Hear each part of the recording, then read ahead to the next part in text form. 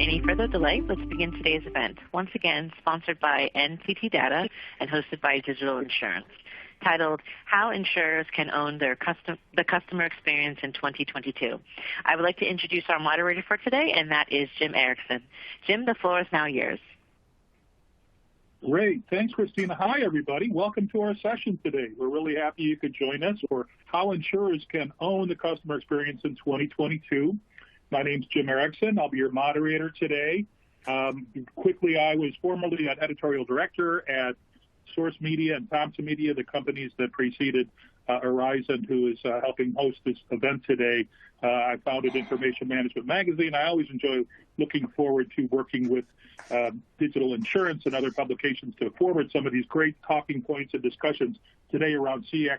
And of course, that's really a high point on everybody's mind these days. So I'm going to have our panelists quickly introduce themselves, tell you a little bit about themselves, and we'll jump right in. So first up is Laura Hansen, who SVP of Operations at Jackson. Laura, tell us a little bit about yourself, please. Yeah, thanks, Jim. I have responsibility for Jackson's front office, back office, and outsourced administration. Just celebrated my 35th year with Jackson, so it's been an adventure. Great. Okay, and Alex Zappos is next. He's SVP and CTO at Everlake Life. Alex, tell us about yourself, please. Thanks, Jim. Real excited to be here today and be part of this awesome panel of industry leaders.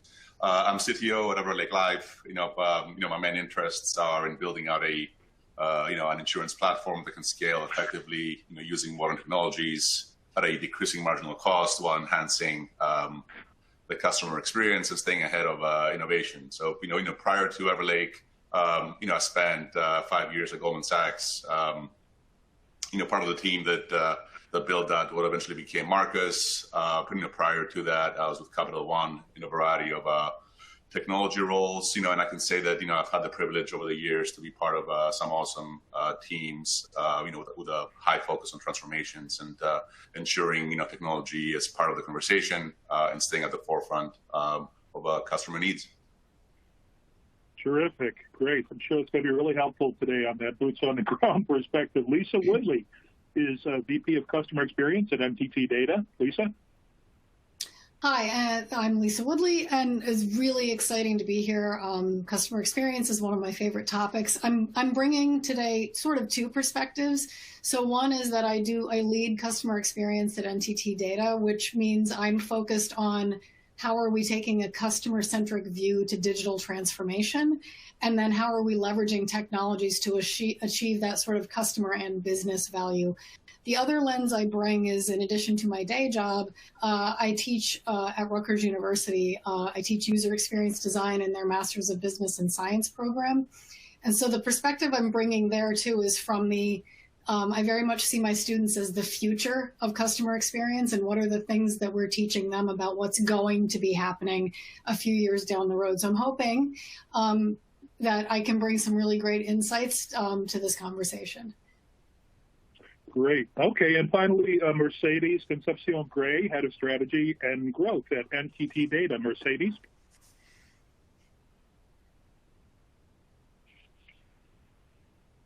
Are you on mute, Mercedes? I'm not hearing you right now. I am on mute, Jim. Hello, everybody. So excited to be here. My role with NTT Data is to lead our strategy around our global insurance digital platform. And with that comes all the roadblocks and transformation and ensuring that we keep the customer experience in the front end of that journey. In addition to that, my role is also around the growth of our insurance business, especially in the TPA.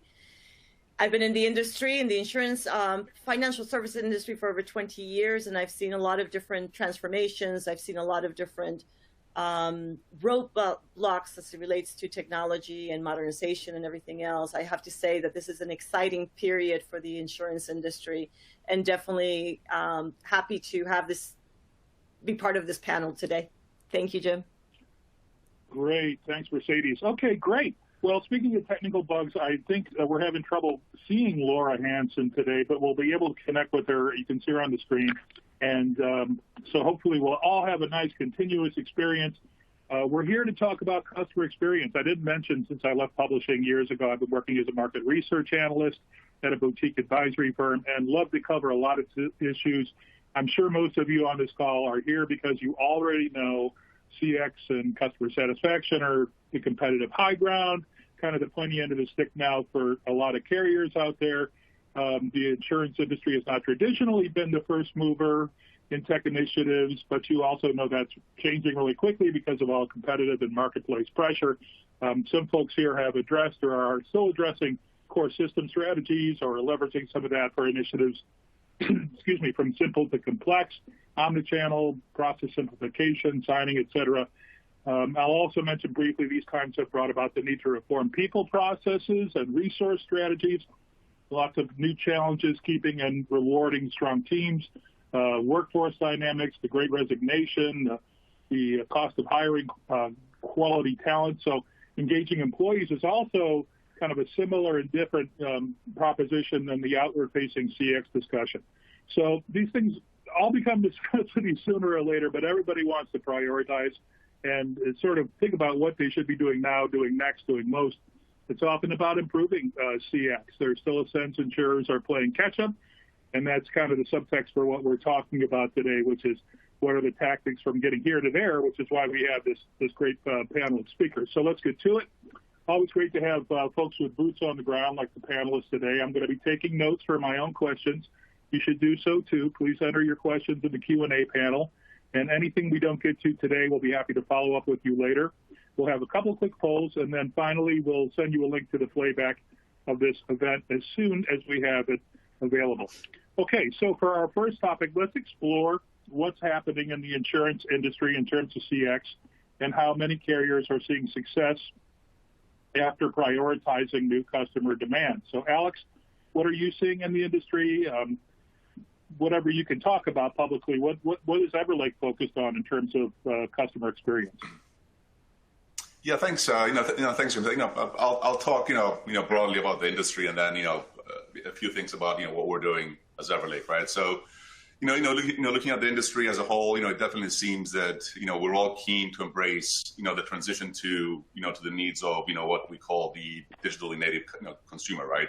The people who are digital first and, are either, very comfortable to use, new technologies, or digital is their primary means of interaction, right? So this transition and shift across the financial services industry, starting obviously with consumer banking, and then the wave obviously reaching into insurance at the moment, right? So what does this mean for for actual capabilities? So it translates to building out fully digital servicing capabilities for the insured, but also for the beneficiaries, and of course giving agents across servicing and sales all the tools that they need to make the right optimal decisions for their policyholders, right? All this sounds easy and intuitive in our digital age, but it's actually pretty difficult to execute. Considering companies having legacy technologies and processes, technical debt, entrenched behaviors in terms of how companies should look at customers, and of course I would remiss if I didn't mention persistent industry headwinds that are biting into the ability of companies to do change. For us, from an Everlake perspective, customer experience is pretty paramount. It comes first. We take a customer first approach and work backwards from there. We are very keen to avoid costly legacy strategies when it comes to upgrades being just window dressing, and with technology as a partner to the conversation, we look at the process of serving the customer from front to back. And we ensure that we not only change the front, but look at how do we build enabling technologies in the back end to achieve those strategies, right? Key to all this, we truly believe that the customer experience is not is not the typical either or choice when it comes to customer experience and innovation versus cost. We believe that a smooth and seamless, customer experience can be achieved, while optimizing costs and eliminating expensive technical debt. I think, advancements in technologies over the last, decade, have unlocked those choices where, it's no longer binary for us. Right. No, I'm hearing you there. I think that term of technology debt is something I'm hearing more of, and I'm getting your message on the avoiding costly legacy strategies and optimizing costs. So, Laura, what are you seeing from an operational CX perspective at Jackson? Yeah, a couple of things. The first, I would term the phrase interaction management. So, interactions are omni-channel for many carriers these days: email, U.S. mail, overnight mail, telephone, involving the customer, the financial professional, the back office, but also the interactions include the front office associate and often the sales team. So when you think about that as an example, the customer or the advisor experience can be very reliant, not just on their interactions through the normal channels, but with the interactions with sales or service in terms of the carrier within their own four walls and how the carrier between their sales and service teams are managing those interactions with one another, providing the right level of insights to, let's say, to sales about the status of service or the customer interactions, so that when the financial professional, as an example, is interacting with sales, that there is a left hand, right hand that within the four walls of the carrier. And then the other thing that I would add is just that further just trying to define and navigating, the carrier's trying to define and navigate that line between the advisor and the client relationship and the carrier and the client relationship. So we might think that something's really cool to build a customer-facing capability, but it might be viewed as redundant by the advisor. It might be viewed as redundant by the back office. It might be viewed as being, potentially in conflict with, what the advisor wants to maybe be able to support for the customer. So I think that's something that we're seeing and we're going to continue to see is how do we define and navigate between that advisor and client relationship and that carrier and client relationship. Right. No, those are great points, and you're really pointing at sort of this cross-domain challenge of sort of fiefdoms of interactions in the front office, the back office, the advisor relationship, and how those things need to be sort of managed collaboratively, holistically, policies, rules, things like that. Really interesting stuff. Let's go on to Lisa. So you consult with clients, and you also teach this master class at Rutgers. So how are those two things matching up in terms of practices and what you're seeing with clients? Well, it's actually, I loved hearing what Laura had to say, because it is really what we're looking at. So when I bring let's step outside of the insurance industry for a second, and when I bring what are customers expecting, we're really looking at I almost say the death of omni-channel and the rise of intelligent multi-channel, which is omni-channel was you need each of these channels to be working, but intelligent multi-channel means you need all of these channels to be working in concert so that a end customer is coming in and out of it at any point. And that expectation of a chat, voice, text, whatever is super high externally, if you think about any industry. When you bring it into insurance, now you have this complexity, because often it is an intermediary is actually the touch point for the customer, the end customer, right? As Laura mentioned, you've got advisors, you've got brokers, you've got, so now you're managing, and then it depends on your business. Are they captive brokers or are they independent brokers? Are they captive advisors or independent advisors? And so you have to start to think, how are we designing an intelligent multi-channel interaction ecosystem where some of those channels are humans? And then we have to say, okay, if the end customer's channel is a human, now what's the intelligent multi-channel ecosystem that we're providing to those humans. So I almost, I like to use the Iron Man example of, if you think about those intermediaries are the people that are actually the touch points for your end customer. They're Tony Stark, and you've got to provide them with Jarvis, right? You've got to provide them with all of the tools that they need in order to be a hero to their end customer. But then you also have those direct customer touch points that you're doing as well. So it's, you know, as Laura mentioned, we're seeing it's becoming a lot more complicated, even than just, we've got to make sure we've got our web and our email and our mail channels all connected. It's how are we leveraging things like AI and automation to facilitate all of that, when it is, insurance is, and I work across several industries, insurance is one of the most complicated. Insurance and financial services are two of the most complicated because of all these different touch points. And so as a result, part of when I'm teaching, we're really not just looking at how are we designing interfaces, but how does automation and AI play into it, and what are the human constituents that you're designing for that aren't just the end customer. But it's a pretty exciting time because of what's happening with technology. No, those are great points, and both you and Lisa were making this sort of cross-domain argument. I think your point about sort of the death of the channel, birth of multi-channel, you know, AI is a great thing, but confined to a domain, I'm not sure, you know, where that might lead us.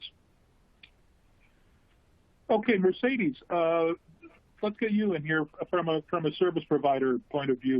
What are you telling life clients in terms of CX these days? What is the best practices you're hearing and sending along? Well, the great thing about going last on a panel this great is that I get to tie all of this because everybody has great points. So the first and number one thing, and we've seen that, you know, in COVID and post-COVID, is that if you don't have CX as one of your top priorities on your business goals and objectives, that's definitely something that needs to be there. And the second item, as far as advice, ties with what Laura and what Lisa said, as far as, you know, you have to migrate from multi-channel or omni-channel to more of the experience, right? The customer wants that seamless experience regardless. And it's also about meeting the customer where they want to be. We're dealing with a multi-generational customer base. The insurance industry specifically is challenging because it's not a recurring customer that's coming back to you over and over again, right? I use the example, I bought a life insurance company, a term insurance when my son was born, and I've never heard from that insurance company ever again, except for every quarter I know they draft the money from my statement. However, my life and my style has changed completely. So bringing data to the front and making that intelligence being about knowing your customer, their behaviors, and really being proactively to keep that customer engaged. Those are the key points. And last, with what Alex said, technology debt, legacy environment should not be an obstacle to make this happen. Technology is there. There's a lot of great example of system modernization and opening systems. So that should not be a barrier to really begin this journey because it's a must-do for business. No, well, that's another great observation because I think we're often hamstrung by some of the constraints that we face in terms of technology debt. Does that mean we can't achieve a new priority or an objective? And I think your point's well taken that you don't want to let tech debt be an obstacle. So I'm always interested how much, and to all of our panelists, please feel free to chime back in. If I'm talking over you, I want to hear if you have any follow-ups on this too. Please, since we can't see Laura and myself, we're both off stage here. Maybe you want to just say, hi, this is Laura, this is Lisa, et cetera, and when you chime back in. But I'm always curious how much of this is strategically driven, how much is firefighting as things move forward. So while we're in that mindset, we're going to move ahead to our first audience poll here. We just have two today, and these will be pretty quick. But what we'd like you to do is have a look at this, please, folks, here from the following 6 growth opportunities. I think these are identified by Gartner Research. Which do you think your company should prioritize to attract and retain customers? And you can choose up to 3 of these responses. So digital-first products, better user experience, hyper-automation, data intelligence for personalization. Sounds like some AI in there. Insurance innovation for modernization, expanded partnerships, cloud computing. So, maybe set your sights on 3 of the things on the top of your radar. And if you could enter those and then hit the submit button, we'll discuss that in just a moment. And remind you all that we're making a recording of this session, and we'll get you a playback as soon as we have that available. So, okay, if you've selected 3, and make sure you hit the submit button, I'm going to go ahead and close that poll. Okay, digital first, UX. I don't know if we need to distinguish UX, CX, and CSAT and those things along the way here, but let's go ahead and talk about that for a minute. Laura, how does this compare to your top 3? And Sure. What do you think about these results? Sure. So digital first would be certainly towards the top. I think as Lisa was talking about earlier, in terms of, meeting customers, or maybe that was Mercedes, in terms of meeting customers where they stand. And, our reality is we've still got probably 2 generations that really like paper. My husband still carries a checkbook and loves to get paper statements and stick them in a drawer. So that's our reality. But regardless, we should be enabling those capabilities with a digital first and paper second, or maybe even in some instances paper zero mindset. I think while today I think digital and paper are equally contemplated and weighted, when the experience is digital, we can make it more intuitive, more consistent, deliver customer satisfaction quicker, in terms of SLAs. But we should also, one big component of this is how do we gain adoption? Because to lay out the assets to be able to, or the capital to be able to stand up new capabilities, but fall short on adoption and utilization isn't good either. So I think that in some instances there might be qualitative factors that we can leverage to sell those digital capabilities to customers and distribution partners. But in some instances, in some ways, I do see an evolution with the carrier community starting to kind of push more for that utilization, that digital utilization, or setting up at a minimum some types of targets or thresholds for adoption. Expanded partnerships would be my second. Again, keeping that digital first mindset at the forefront. There continues to be great opportunity there, entry into new channels, potentially new products. I'll use our recent relationship with AllianceBernstein. We weren't their first carrier, but this is a great example where we had to put our retail variable annuity knowledge we had to leave it at the door, and we had to really think about this in a brand new way. Now, did some of those threads, I'll just say some threads of the retail experience, the retail administration, make their way into our final model? Yes, they did, but by and large, we had to leave a lot of that at the door.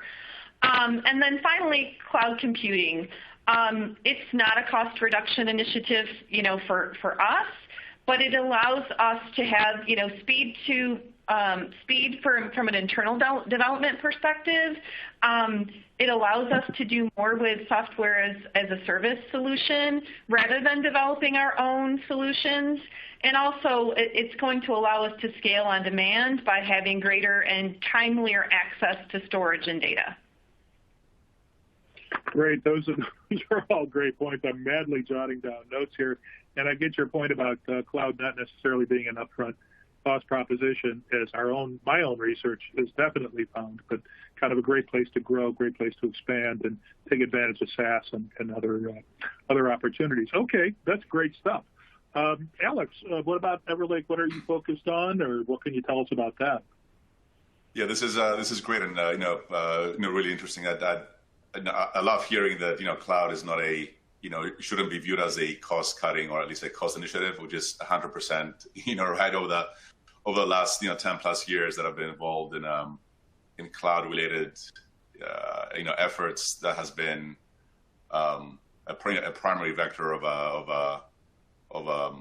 going after cloud, right? It's the whole idea of being able to be agile as a business. Cloud enables you to get resources on demand, change quickly, throw out new products in the market, get quick feedback, and be able to iterate and develop faster, right? So you have that underlying foundational piece where cloud is the enabler. Then you have some pretty cool innovative companies out there that are building SaaS-based products that you can plug into, whether it's SaaS or platform as a service. These days you can plug into other providers via APIs and be able to go up the stack and closer to the customer, and then enable the other things, right? So I would say for me, from my perspective as a technologist, cloud is pretty critical foundational piece that enables all the rest.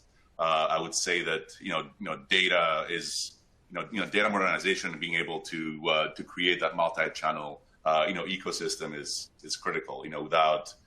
Without data democratization and being able to pull in different data sources that are readily available these days, and building that 360 customer viewpoint, where they are, what they need, what they do, and micro target. I mean, that's all critical, right? And serving the needs of front end, but also back end operations. I see the next level being okay, so you can take care of the customer needs and meet them where they are, but then also in the back end you can also do some pretty cool stuff when it comes to risk management, and ensure that the same way you micro target and personalize in the front end, you can also do that, do the same thing in the back end with risk management. Of course, the best part of all this is being able to have products and experiences on the front end that are digital, right? So it's tough picking just three because they're all interconnected. It's just a matter of I think it's a matter of what's the priority for the company, what's the strategy, where is the company on their journey of transformation, and picking the right battles. But they're all interconnected and critical to enable. Yeah, it's all so important. I mean, the platform talk, I'm sure we should do another session on cloud as soon as possible, because there's so many dynamics to address there. Lisa, what challenges are you seeing leaders face in this environment? How does this stack up to your priority list?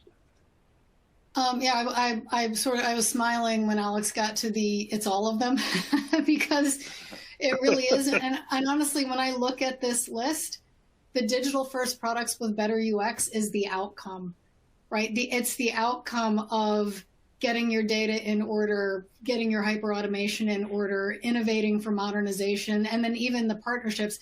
And the cloud computing has more to do with speed and stability and ability to manage it better, right? And update it better.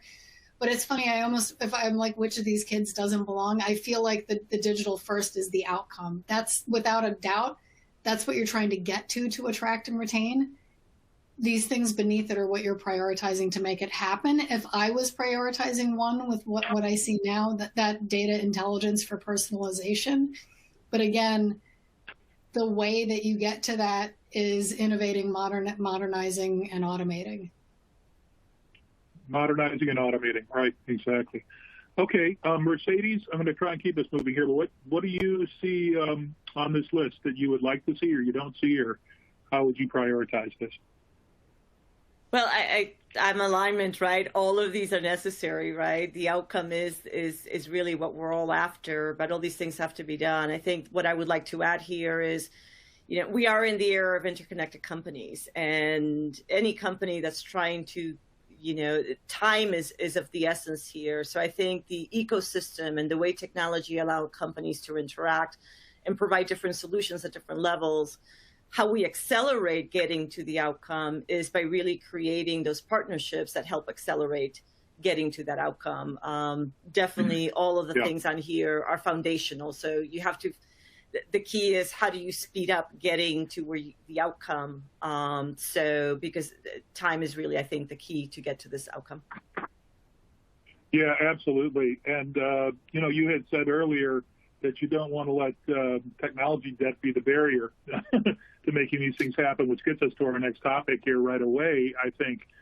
Talking about some barriers here, some of the headwinds preventing progress with CX, the resource problem, the talent glut or lack of talent glut, drag of tech debt, legacy systems. Alex, what are the greatest obstacles? How do you prioritize these things in the way, trying to get to better CX? So much of this is about deciding what to do next and what to put first, right? Yeah, no, it's a great question. I like to simplify, big problems into buckets and chunks. Things that are addressable, not addressable, or and then difficulty of implementing, right? And just to make the conversation and framing of priority a little easier. So I view all these obstacles in three buckets. I tag them all as debt. There's industry debt.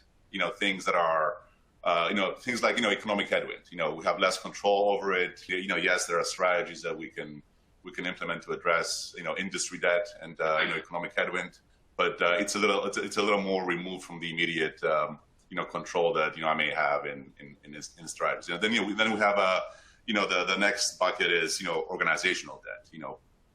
Things like entrenched behaviors in large companies, where there's silo thinking and barriers to access because one line of business is competing with another for resources, and because the economic conditions are better for one line of business and the other gets starved, right? So all those behaviors exist in big companies, and I lump them as organizational debt. There's things that we can do to address that. I think leadership there is the biggest barrier. Leaders really need to be proactively engaged in understanding what the customer needs are and addressing them at the enterprise level, right? And then you have technical debt. I think my passion across the three debts here is probably on the technical debt side, where I see technical debt as the persistent underinvestment in technology and choosing to stay behind that innovation curve, right, at the ever increasing marginal cost on that time scale, right? I view technical debt we need to tell the story of technical debt from a place where CEOs and finance folks can understand it. And I view technical debt as having variable APR at an increasing at an environment where the interest rates are increasing, right? So if you don't address your technical debt, it gets more and more expensive to pay. That interest rate is increasing and it's consuming finite resources. So the less you address it, the more time you have to go after growth initiatives, and then you just cannot innovate. And if you don't innovate, the customer gets more disgruntled, right? So and if you put the context of where the customer is, you have customers, consumers, for the last 20 years, getting more and more used to digital, where now the interaction point and expectation is picking up the iPhone and a couple of swipes, you're able to send a payment, to your friend, for dinner, right? So you have that expectation bar, and then you have technical debt weighing you down. So it's really really to me it's a matter of leadership and being able to ensure that as technology leaders, from my perspective, being able to tell the story of why innovation is important, and then when you underinvest in technology, you're really underinvesting in your customers. These are great points, and you point out a great triangulation, I think, between CX and the goals of finance and strategic planning, and how those things need to be focused and led properly. Data leadership is one of the big topics my own firm covers. It's a real centerpiece of what we do. So great points there. Lisa, maybe you could talk a little bit about sort of the I'm sorry, I'm going to go to Laura next. Forgive me, Lisa. I'll get to you in a sec. Can you talk a little bit about keeping employees happy amid the challenges in the resources market these days? Do you have any thoughts on that? Sure. Obviously at the top of the list is engagement. Associate engagement continues to be very important. And, finding ways to meaningfully engage with them, with leadership. We stood up what we've called a voice ambassador program a few years ago, where one person from every team in our front office and our back office is represented. And it's allowed us to obviously engage with them, but use them as change agents, getting in front of them early and getting their input on how we roll out changes and what changes we plan to make before they actually begin into the development stage. So it's not only been good from a change management perspective, but it's also given them an opportunity to have one-on-one time with leaders and develop some leadership skills. And obviously it allows us to keep kind of our finger on the pulse across our service operation. And I would also say as kind of part of that associate engagement, we're also, seeing a move to, or working through a move rather, to move those more pure call center front office roles into hybrid roles. Those full-time call center roles have always been in high demand, always been higher stress, and generally carry higher turnover because of that. It's going to take us several years to get to maturity, but we would envision over the course of the next 2 to 3 years that we no longer have those pure call center roles, that they are more hybrid roles. And then lastly, just again, this marries up to the associate engagement, is delivering some technology that supports work schedule autonomy. So giving associates choice and autonomy in determining their work schedules. It'll move away from what are traditionally, bidding processes or shifts as being prescribed to them, where they will have more choice in determining, their schedule for the week. That's great. What did you refer to? Voice ambassador? Is that what you called that program? That's what we've called it. Yes. Yes.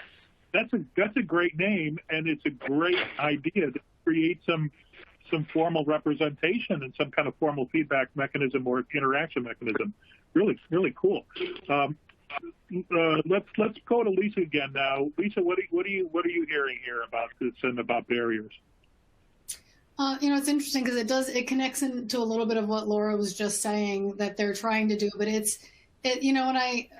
when you first asked this question, I thought, well, so the data is a huge challenge, and it's that you struggle to make meaning from the data because there's so much data coming in and it's sitting in so many different parts of the org. But that's not the root cause. The root cause is how big these organizations are, how many different business units are in them, how many silos are in them, how many different customer touch points there might be to hold that data. And so I sort of back out and say, well, it's not about data. It's about silos within the business, making it challenging for everybody to align on what you're actually trying to achieve with the customer experience. Because what somebody in sales is trying to achieve is different than what somebody in service is trying to achieve.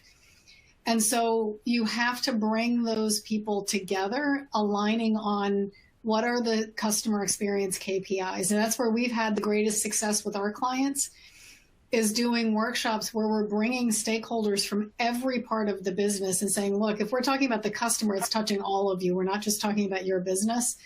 And looking at how do we all align on, here is the big picture of the experience. Here's how we know we're doing the right thing with the experience. And then tie it down to each business unit. This is what it means for your unit. This is what it means for IT and technology enablement. This is what it means for servicing, and connecting all of that together so that you are bringing that sort of voice of the customer, but then what does it mean to each individual and what are we all aligning towards? Right. And that big picture, I guess you have to create that big picture and move on it. You have to create these targets and thresholds of change and movement, right? Yeah, and make it meaningful to individuals. So you can create this grand vision, but if I'm in one part of the business, I have to understand what does that mean for what I'm supposed to be doing in my interactions with the customer. Sure. Okay. And Mercedes, from your point of view, or NTT's point of view, I mean, where do you try to enter this discussion and make it more viable in terms of breaking down barriers? Well, really adding to what everything has been said, I think the biggest barrier is within not starting with technology first, but starting with the outcome first. And what that means is first painting that picture, right, of what is the experience that wants to be created. And that experience will have a different journey depending on what those personas are, right? The persona that buys a term life insurance wants different things than the one that buys a variable annuity. The agent wants different things. So I think starting with that first, and then really from that, then going from right to left, I think the other daunting barrier, and this might be oversimplified, but it's just getting started.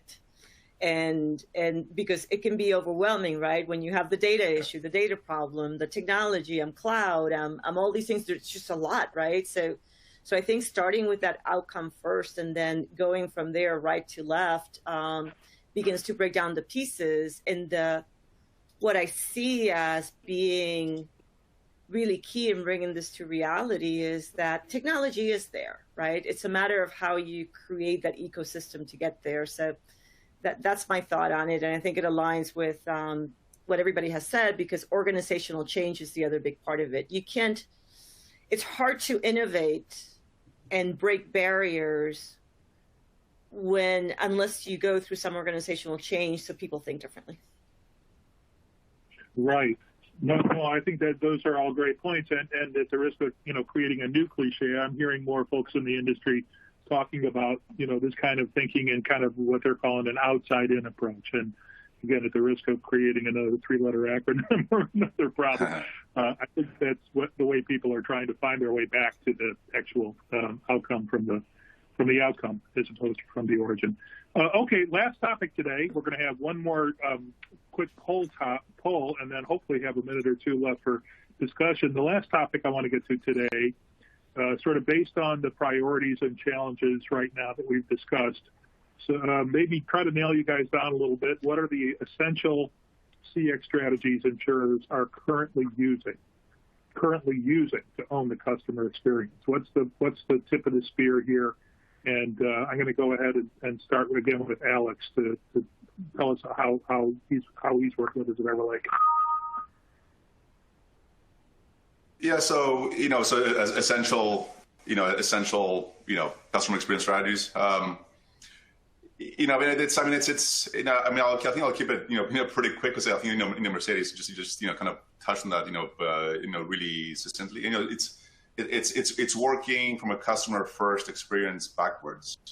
And not to undermine technology because I'm a technologist, because technology matters. It's part of the conversation. You work from the customer back, and then you say, okay, what are the experiences that I want to achieve? And you talk to your customers. You really have to talk to them and figure out what do they do? What's the what's the experience? What's the pain point? What pain point do you want to solve first, right? And just start. Start small, get some quick results.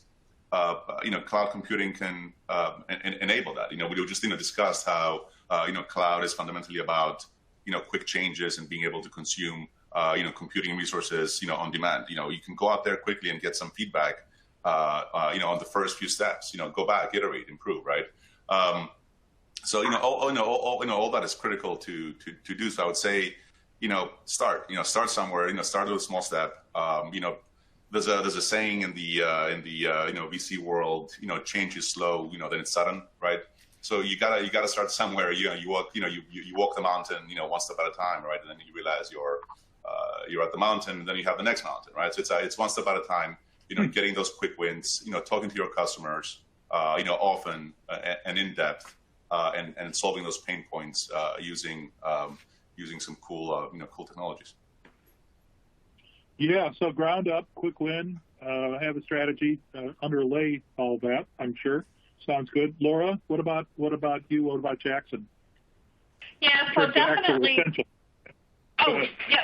Yes, definitely the digital experience, and that encompasses a few different things. That's platforms, setting up some standard methods to integrate with one-to-many platforms, direct integrations using industry standards like some of the DTCC services, self-service, making more self-service available for financial professionals and customers.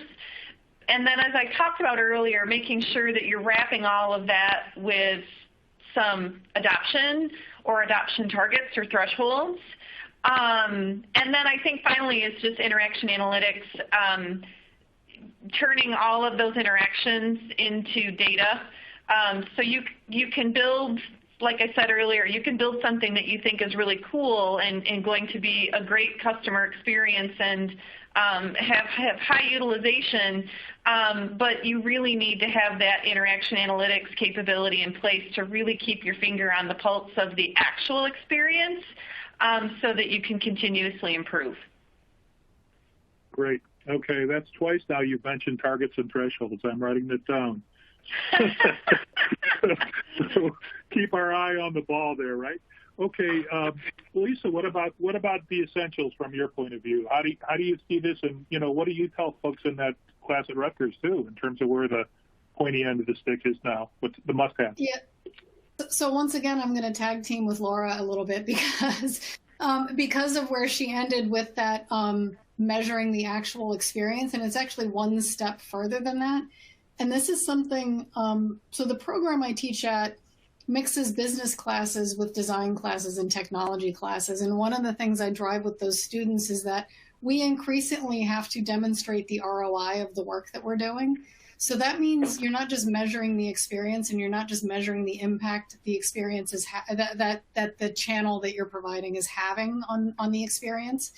You're actually mapping that to your ROI. So this means looking at the right KPIs, mapping those KPIs to business drivers and measuring the ROI. So you know how much a customer is worth at a certain point in the journey.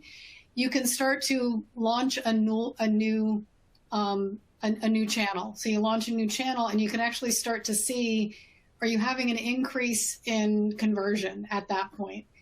And not just, okay, yeah, we had an increase in conversion, but we had an increase in conversion and that meant this many dollars more than we would have had before we launched the channel.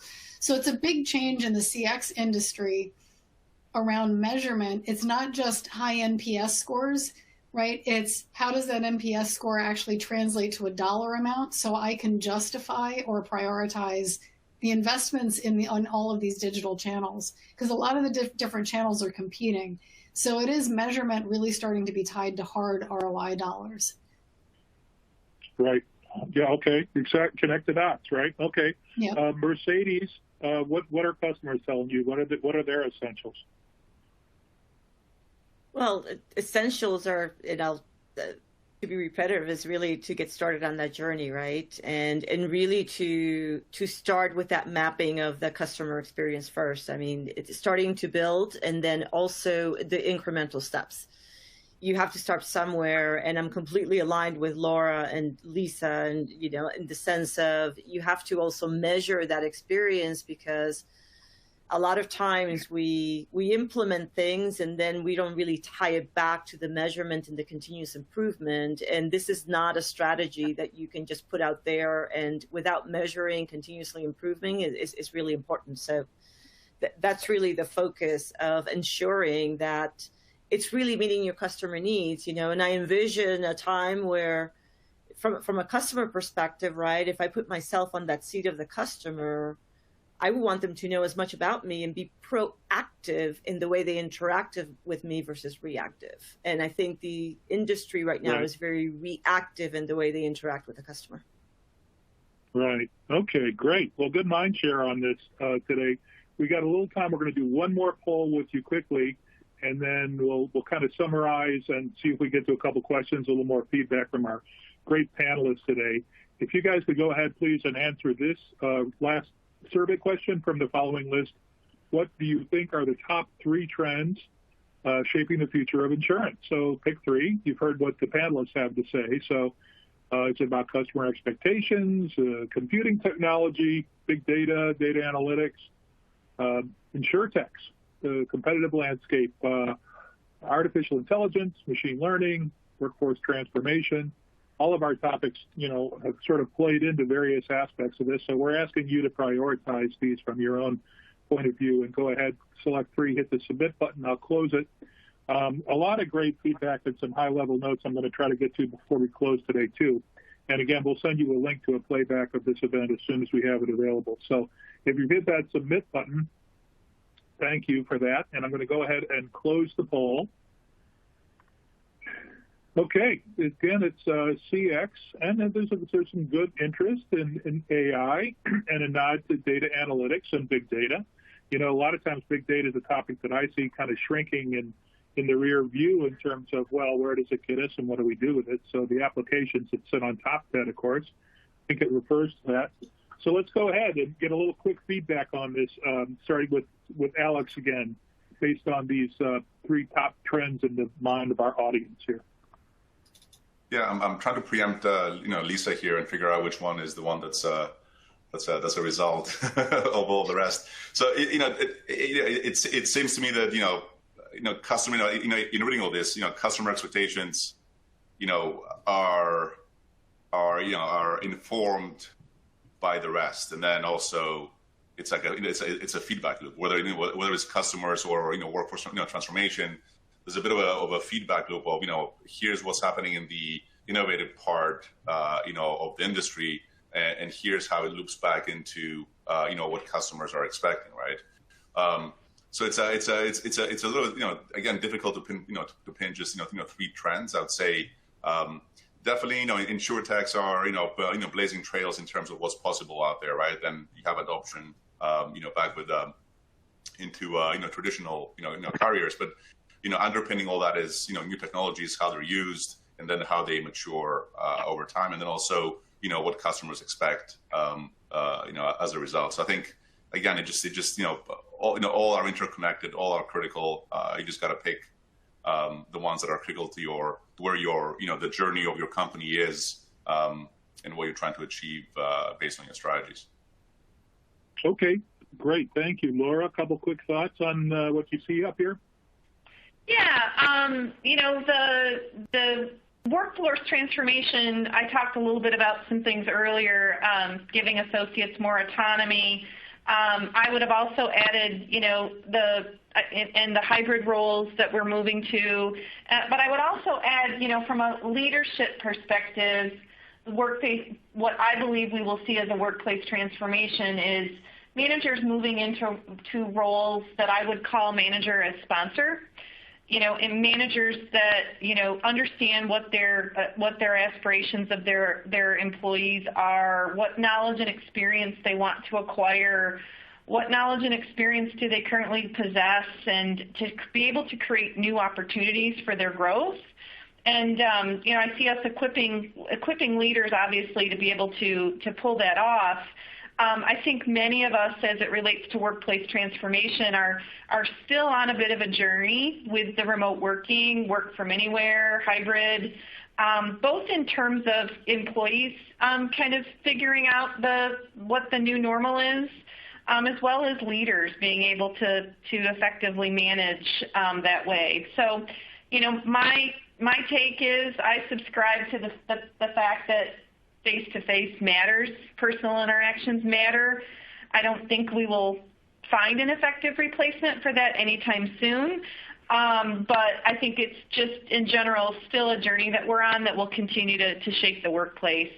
And then the last thing that I would add is just as we talk today about new customer expectations and new experiences, over the course of the next several years, those I think are going to turn into new industry standards. So if you think about alerts and notifications that we're providing to financial professionals, at some point in time, they don't want alerts and notifications 25 different ways based on the 25 carriers that they're submitting business with. They're going to want it one way. And I see some of these new capabilities, especially where there's an outreach to the financial professional, morphing into an industry standard. Great. Okay. Well, we're coming up on the top of the hour, so I'm going to cut off a little bit of the dialogue here and try to summarize real briefly and thank everybody for your great observations and participation today. We heard a lot of great ideas. Alex Zappos at Everlake, he talked about looking at addressable versus non-addressable problems. He separated ideas into those buckets of like organizational debt, technical debt, and talked about the importance of leadership over the top of this. Leadership, very important and relevant topic these days, data leaders. Laura Jackson was talking about the voice, this idea of a voice ambassador I thought was really great. The idea of giving representation to different practices, different domains in the enterprise to discuss and interchange associate engagement, talking about creating hybrid roles. Boy, there's another spin-off topic for another session right there. And a bunch of other great observations. Lisa mentioned the death of omnichannel, birth of multi-channel, the idea that you don't want to just jump to the project, but you want to identify the silos first to chart the kind of alignment that a lot of these specific programs lead us to. Mercedes made, obviously navigating a lot of the byways of the customer engagement, pointing out that you don't want to let technology debt be an obstacle to progress, which I thought is a very wonderful thing to keep in mind. And again, I'm struck with the intersection of leadership and the use of data analytics. Again, Laura with the targets and thresholds, gets a big blue star in my book. Thank you for that.